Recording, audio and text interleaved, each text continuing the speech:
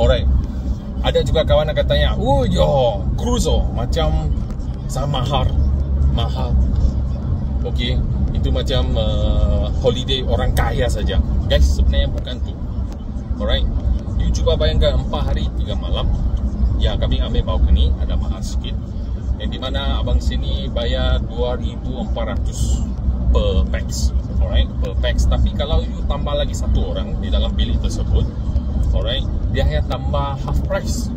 Okay, so dia akan lebih kurang around 1,900 untuk satu orang, kerana abang sini punya family 3 orang, adik lelaki, adik perempuan dan juga mama dekat satu bilik.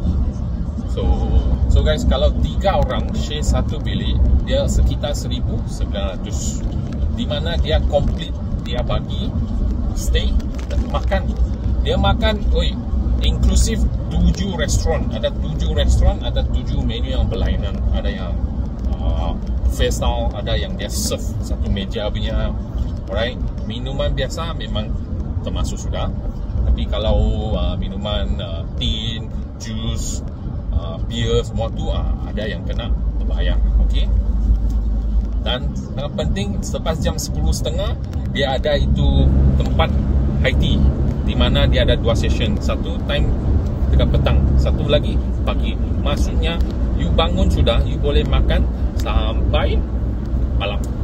Alright, sampai dinner. Selepas dinner tu dia akan tutup lah. Alright. So guys, bila anda beli package cruise sedemikian, sebenarnya dia tidak lama sangat. Jikalau tidak salah, abang sini ingat, kalau cabin yang paling murah dekat 1,000 sahaja. So you bayangkan, you pergi satu holiday, alright, dia pau semua makan, minum dengan ada entertainment. Okay, 1,000 saja untuk 4 hari 3 malam. So sebenarnya kalau mau jimat, ada juga package yang jimat. Tapi guys, jangan lupa, setiap cruise dia akan charge gratuity, yang dimana ini seperti satu service charge lah, ataupun tips untuk dia punya semua staff cruise tersebut. So di kali ini kami kena RM99 Sing dollar. Time abang sini check out, termasuk beli-beli, abang sini bayar 1,600 lah, 1,600. So kalau abang sini dengan kad dia saja, kami spend sekitar 5,000 dengan 6,600 sedemikian untuk makan minum dan satu trip 4 hari 3 malam. So guys, okey ke tidak price begini?